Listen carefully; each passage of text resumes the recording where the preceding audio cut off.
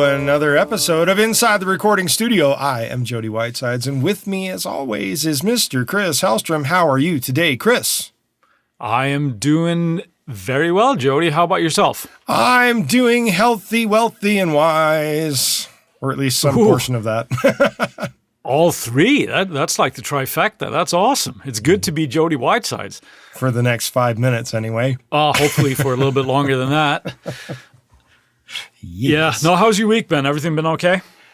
Aside from a minor hiccup with a tech issue that has been rearing its ugly head for a month now, everything's good. Good. Glad to hear it. So you're having a little problem with some gear there, it sounds like. Server stuff, but not gear. Server stuff? Yeah, different. It's computer related, but not studio related. Good. Because today we're going to do a little bit of a discussion thing here, talking about gear. Yes. And I'm going to pose the question to you first. Uh-oh. Can you have too much gear? The simple short answer is yes, you can. Now let's go home. All right. Thank you for listening, everybody. Yeah. Let's explain what we're talking about this. We all love gear. You love gear. I love gear. We like getting gear. What we're kind of talking about here is some of the pitfalls that we can possibly fall into, and I think it's important to kind of keep in mind here when we're acquiring new stuff and why we're doing it. So maybe you would start us off by perhaps defining what you think we should have when it comes to gear. Like, is there a limitation? Is there such a thing as too much stuff? What do you think? It would depend upon your needs. That's what I would start off by saying. Somebody like, say, Steve Albini. He's got a giant closet full of stuff. Yep. Somebody like Butch Walker, closet full of stuff. Eric Valentine, closets full of stuff. I mean, there are guys that have closets full of stuff because they just collect things, and there's nothing wrong with that, but they're also very well versed in when do I use a particular piece of gear, whereas other people who are maybe not so versed in what they're doing will have too much gear, and they'll use it, all of it, all the time. That's a problem. Yeah. I think an important thing. I would agree with that. I think the important thing to keep in mind when we're talking about the guys that you mentioned there, they have not only been doing this for a reasonable amount of time, decades, but they're also, all this gear that they've acquired helps them do the task at hand that they need to do. And they know when to, I'm going to bring out this mic, or I'm going to use this pre, or I'm going to use this compressor in varying situations. Where I think for somebody that is not just new to engineering or mixing or recording, but even somebody that has been doing it for, a little while, it is easy to get into the mindset of thinking that we need to have vast amounts of gear in order to do our job properly. Mm-hmm. So I think that's an important distinction. It's always a good thing to have different flavors of different microphones, that type of thing. Sure. For choice. Yeah, choices. But it can get in the way, and we can have this sort of magical thinking that, well, if I only had this microphone, everything would be better. Or if I only had this compressor, or if I had this piece of software, blah, blah, blah. That would solve all my issues, when the reality might be that we just need to know the gear that we have and use it to its fullest capacity. And that's something I know that we have touched on in the past, but yes, I think those are reasonable things to consider. Right. So how often do you get a new piece of gear? Way more often than I need it. I'm just going to fall on my sword. I am much better with it these days. Now, I've just been doing fell on this your for sword like this past week even. Yeah. Stay tuned to the end of the episode, and I'll tell you all about it. Right. But no, I mean, I have amassed enough stuff that for me at this point, at the level that I'm at, I can do my job reasonably well. I'm always trying to get better and stuff, but I also know that at this point, if I'm upgrading a piece of gear, it's because of a reason. Recently, or still feels recently, but I recently updated my machine, right, my computer. Yes, you did. And that was a great time to sort of take stock of, in my case here, a lot of software that I'm no longer using. I'm not going to migrate that. And it just keeps it lean and mean, so to speak. How much would you say you cut out? What is the percentage? That's a good question, but there was probably, I don't know, maybe 25% of things that I no longer need, whether that was sample instruments, a bunch of plugins that you download over the year and try out. And yeah, I like it at the time, but then it just ends up sitting in your plugin folder. Sure. It's a little bit kind of like going through your closet. It's like, I never wear this shirt anymore. Get rid of it. Give it to somebody that might be able to use it. It's sort of like just, I think for me anyway, I'm at a point now where I'm a big fan of keeping as little gear as I can. And I think it just keeps me focused and using the gear that I have to its fullest capacity, hopefully. And as you're saying this, I can see an auto harp sitting against the wall in the background.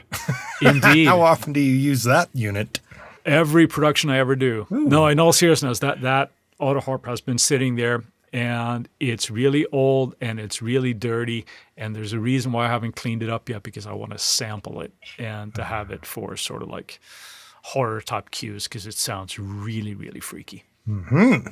So there's that. But what about you? Do you find that your gear arsenal grows exponentially, or your plugin folder grows exponentially even when there isn't a need for it? Sometimes. I wouldn't say it's often.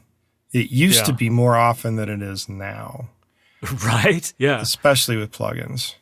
And as Apple is making this transition to their M-chip series, and they're going to get away from the Intel stuff, I have been making a spreadsheet of all of the plugins that I do have so that I can mark off who has updated their stuff to be able to work with the latest OS. You are such a nerd. I am such a nerd. But it's kind of going through the same thing you just talking about, where you went and nixed out 25% of stuff. And I'm looking at it from a standpoint of like, can I go to the latest OS yet? The answer to that is that no. There's still like 2 or 3 holdouts that have no given information whatsoever about whether or not they're going to the new OS. And it's like they're about to announce the next OS, like in this month. Yeah, that can get really frustrating. I'm guessing they're about to announce it. Maybe I'm wrong. However, there are a few plugins where I'm worried about the fact that they're no longer made. And of course, plugins that you use frequently then? Not frequently, but ones that I would like to use going forward in the future that will probably not be possible. Yeah. And that's sad, which is unfortunate. And that is probably going to cull the system when I actually do upgrade by about 5%. It's not a lot, but it's probably about 5%. Good thing I stem or multi-track out my productions so that when I go to open old things, I will at least have the original sound exported, not necessarily able to replay certain things if it comes towards virtual instruments or not. Yeah. Yeah, I actually went through that on quite a few projects myself when I just migrated. And I go, oh, I thought I had bounced that, but turned out I hadn't. So yeah, there's a lot that boot I into have. an old system and take care of that. But yeah, that is a pain. When you get a new piece of gear now, yes, what's your mindset? What makes you flash the credit card and purchase any new equipment? It has to solve a problem. Whatever that problem might be, it has to solve a current problem, generally speaking. Now, if it solves a current problem, but I don't see it using any further past the current problem, then I'm going to hope that wherever I get it from is going to have a nice return policy. Yeah. And I hate to say that, but that's just one of those things that tends to happen from time to time. And I only picked that up from being with names here, but I know who you're talking about. Yeah. A famous musician who did this ad nauseum. Yeah. He'd go and pick up something from a big box store, use it, and either return a broken version of it in the new box, or took the new thing back when he didn't need it after he used it. And it's kind of don't recommend doing that. Yeah, that's kind of bad juju right there. That's just what I would call like a dick move. That's just a dick move. And I know people do it, but it's just bad. Don't do it. However, I'd also have to look at it from the standpoint of if it's going to be useful and it's a nice tool, it's not a toy. And whenever you're paying for something that's not a toy, well, now the tool is going to be something that is useful down the road. Whether I'm using it daily or not, that's an entirely different story. But if I see the potential to be using it more than once after whatever the current problem is, then yeah, I'll pick it up.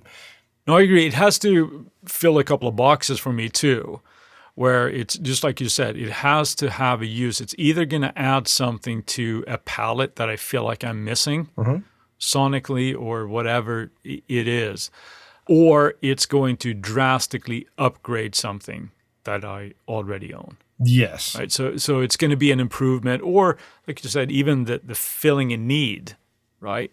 I had a weakness a few years ago, and I think I've talked about it, but I'll talk about it again because it makes me feel better. Get it all out. Here's your therapy session. Where I started writing more orchestral stuff, or at least hybrid type of stuff. I bought several orchestral software instruments and different orchestral libraries and things. And at this point, I hardly use them, mostly because I'm not really writing that kind of stuff, but it would also one of those things that just kind of, you have to collect them as, I got to have this one, or I got to have that one, I got to have this one, without really worrying about my orchestration skills, and kind of working on that instead. So I think that's a world that if you're in that 24/7, that's something that you might have to do, right? Because the sample techniques and playing techniques are always going to be better with newer sampler instruments. But consider what it is, that the level that you're doing it at. And if that's the breaking point, it might not be that you don't have the latest Spitfire audio library. It might just be that you can't program for strings worth of shit. So, well, if it's not Spitfire, then it's VSL's fault, right? Of course. Yeah. Yeah, it's not my fault if I only had a better sample library. That's right. Now, of course, all these tools need to be up to a certain level to sound good. Like, you're not going to use, Well, that's relative too. When you say sound good, some things are happening for the vibe that they're imparting on whatever it is that you're creating. Like, say, there's orchestral music to an extent in the soundtrack of Go Vacation. However, it is not VSL quality, but it's a video game. So does anybody really care that a video game doesn't have like an actual orchestral reality vibe to it? No, it's fun. It's meant to be what it is, and it's not VSL quality. So it's relative to what you're doing. Now, if you're doing some gigantic trailer for, say, Jurassic World 35, well, yeah, you probably need a combination of an actual orchestra and VSL. Yeah, top-notch sample library, whatever. Yeah, so it needs to be up to the par of what it is that you're doing. We can fool ourselves and think, no, I can do the same thing with this thing that came with whatever piece of gear, right? Superior Drummer 3? Yeah, exactly. Is that just another distraction, or is it actually worth that upgrade? That was a big upgrade, and it added a lot of functionality that 2 didn't have. That's a big one. Yeah, so that filled a hole. But then again, I have a soft spot for tune track and Heaviosity products as well. So a lot of times there's, I just have to get those because that's what's holding me back in my career if I don't get them. Right. And with that, let's take a quick word from our sponsors. Would you say that picking up something like Superior Drummer 3 or some massive form of VSL or the complete Ultimate series from Native Instruments, is any of that stuff suddenly too many options? I think it is if you let it. What I mean by that is if you're constantly searching for, let's use a compressor, for example. If you don't have one or a couple of compressors that you're constantly using that you really, really know how to work, you might just sit there and second guess yourself. Oh, should I use an LA2A? Should I use my stock plugin? Should I use a Focusrite? Should I use an 1176? Should I use distressor type of a thing?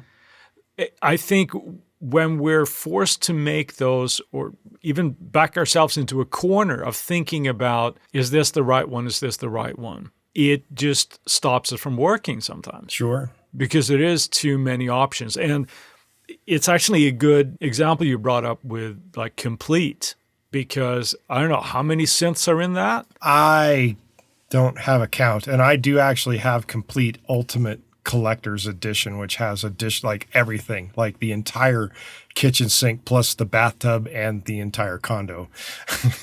Right.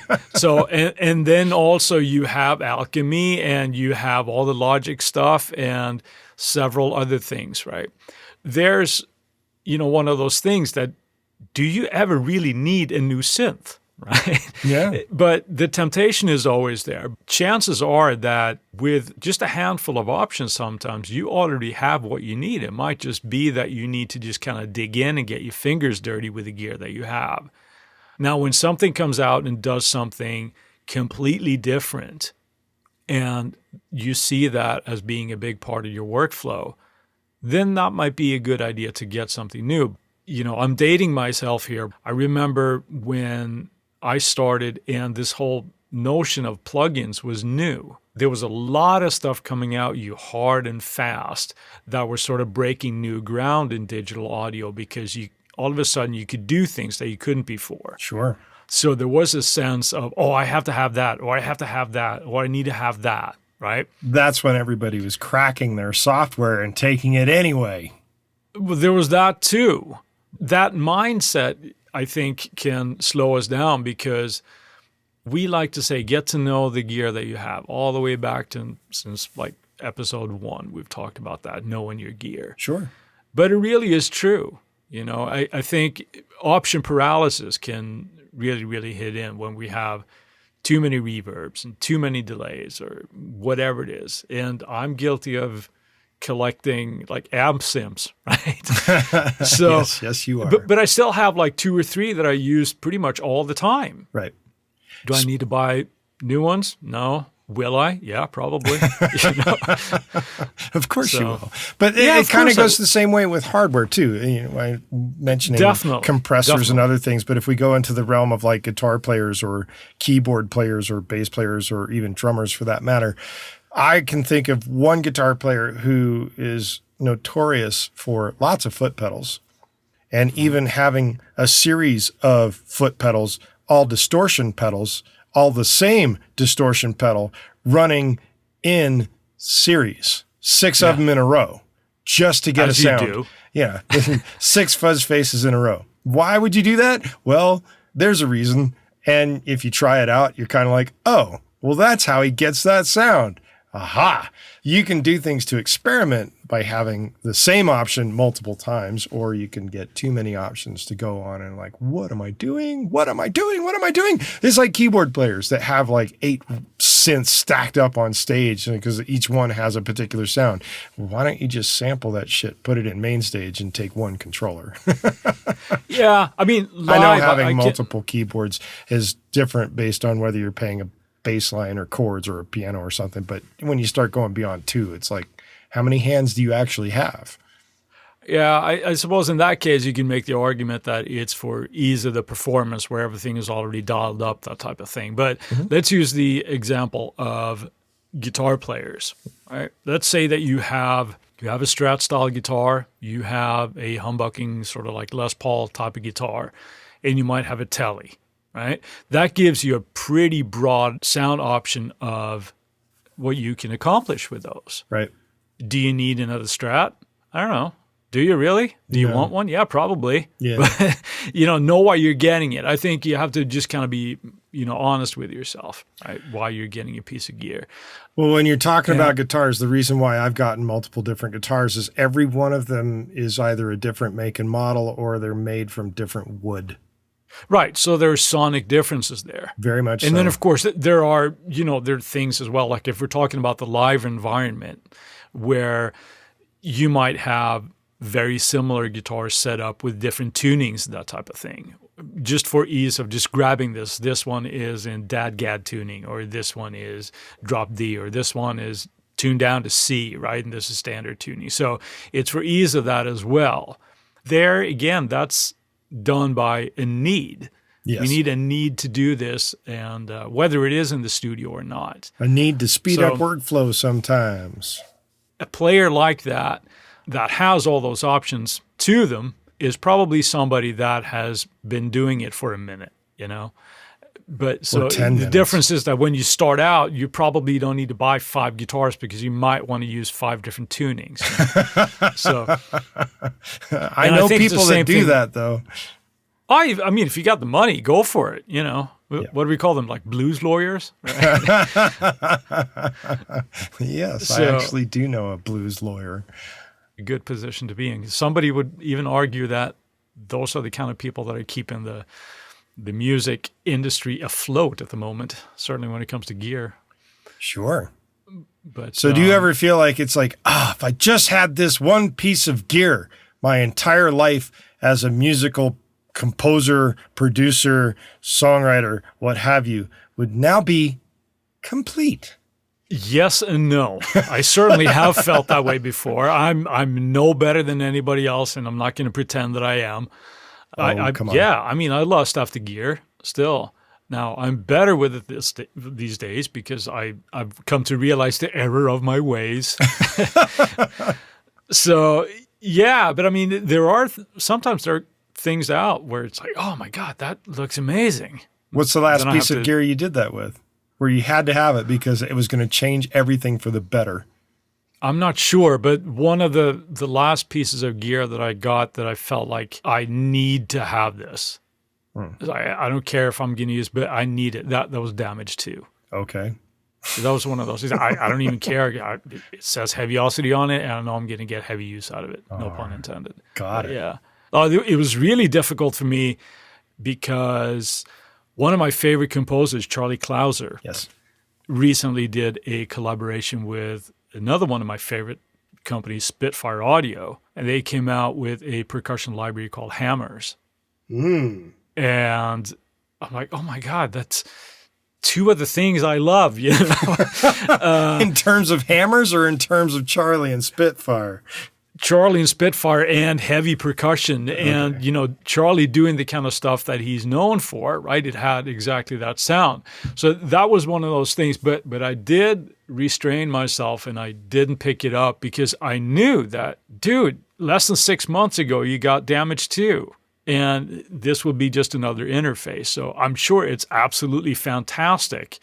It wasn't going to change anything for me anyway. So what about you, though? When was the last time you got something like that? The Native Instruments Complete 88, S88 Mark II. Yeah. But that was a massive upgrade to the previous controller that I had. Yeah, so that really did fill a function for you. Yeah, it wasn't just like a major function. And it was one of those things is like, if I just had this piece of gear, things would be so much better with Complete. And while I've not used it to its fullest potential, just based on space restrictions, right, I have certainly explored them and I can see the benefits of them from having this piece of gear. And I do plan on upgrading the space to actually make better use of it. I just haven't gotten there yet. Okay, so let's flip that coin then. What piece of gear have you bought that just didn't end up getting the use that you envisioned it would? Sleigh bells. Sleigh bells? Yes. Turns out that Christmas albums don't use them all through the year. No. I did buy some sleigh bells, and I do use them on rare occasions. Obviously, when Christmas music has come up, there's a need for it. And it is a perennial type thing.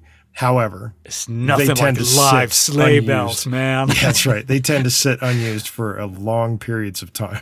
But it wasn't a ridiculously expensive thing, and they don't take up a lot of space, so it's not that big a deal. Right. Yeah, sleigh bells. No, I've done that with, I'm not going to name names, but certainly with plugins and software, I've done that. looks awesome. I'm going to get that. And turns out it wasn't so awesome. I'm never going to use it. But in all fairness, that kind of comes down to a lot of times, I think, just workflow. Right. Where it never seems to find its way into your workflow when you reach for it all the time.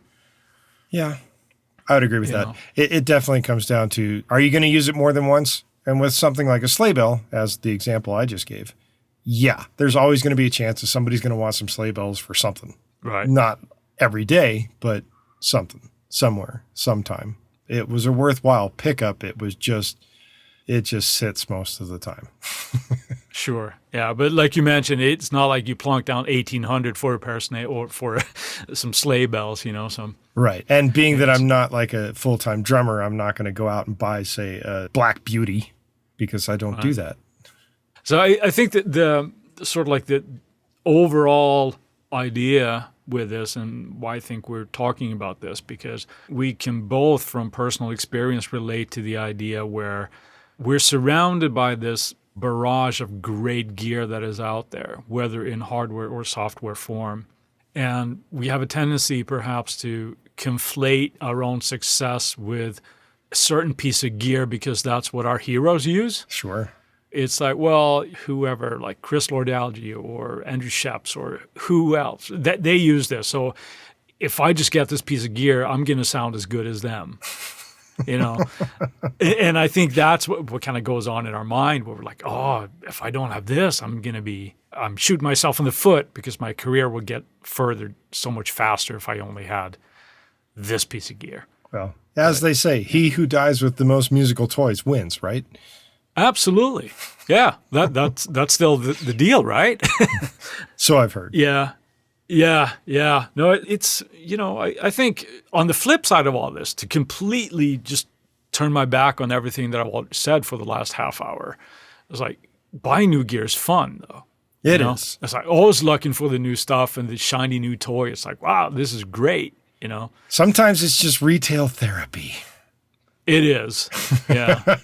And of course, if you're dealing in hardware, there's, a bigger chance that you can, get a better return on investment. If you don't end up using it, you can just resell it, right? It's depending on the software, that can be a lot harder to do and a lot of times not worthwhile. Exactly. Thinking of that, why don't we boot into Friday Finds? Chris, what do you got? Now I'm almost embarrassed to say this.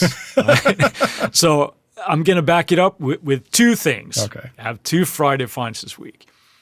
The first one is get a new compressor, the custom Opto from Slate Audio. Yeehaw. Yeah, Slate Digital. And I've been playing around with it, and it is really cool. It has some new options on it, and they all sound a little bit different. You can actually adjust the speed of the release and things. So it's pretty cool. You can adjust how hard it compresses. It's got, it's a hot rodded basically LA2A, right? Nice. With more options. So that is cool. Now, is that completely going to change my career? Of course it will, just like any new piece of gear will. But that came out this week, and I'm happy I got it. Thank you, Mr. Slate. Now, my other choice here is a little bit more real life. And that is Apogee have announced that for their ensemble range and the symphony range as well, I believe, are all now native Apple M1 chips. Uh-huh. So they're running natively on that. And I thought that was pretty cool. One more company on board kind of thing. So sure. There's my twofer for this Friday. How about you? What you got? I'm going the route of the podcaster. In that if you are in need of a piece of studio gear that will allow you to look a little bit more like a gear collector without really collecting a lot of gear, there is a thing made by a place or a company called Tascam.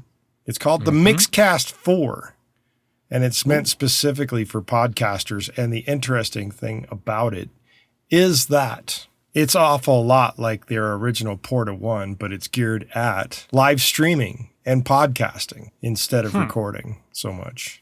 So does it record, or does it go to disc? Or essentially, it's a USB audio interface, and it has Bluetooth connectivity. and it allows you to record phone calls and or background music from devices that are paired on said Bluetooth devices. So, Okay. But you can go 14 in, which is kind of nice. So you can have quite a few people going on. Yeah. You can plug phones directly in, that kind of thing. So it's like a mix station of sorts to get yourself into your podcast or your live stream kind of thing. And that's where we're going to kind of end it with that. For my pick of this week, the Tascam Mixcast 4. Very cool. You sound very enthusiastic about it. I'm so enthused. It's ridiculous.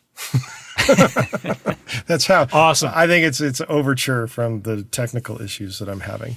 Anyway, while we have your attention, we would like to ask you to go to our website and sign up for the email list at InsideTheRecordingStudio.com. You will get weekly reminders about the Tuesday tips that we put out every Tuesday, and we'll make sure you don't miss any future episodes of the podcast. In addition to that, you get some presets from Chris and I for things such as compressors and EQs and such from Slate Digital and Universal Audio. If you send us an email at goldstar, GOLDSTAR, at InsideTheRecordingStudio.com with the word gear, you'll get something back in your inbox. And if you have a topic of suggestion for us to explain in a future episode, hit us up on the contact page and we'll put it into consideration for a future episode. And with that, I'll say see you next week.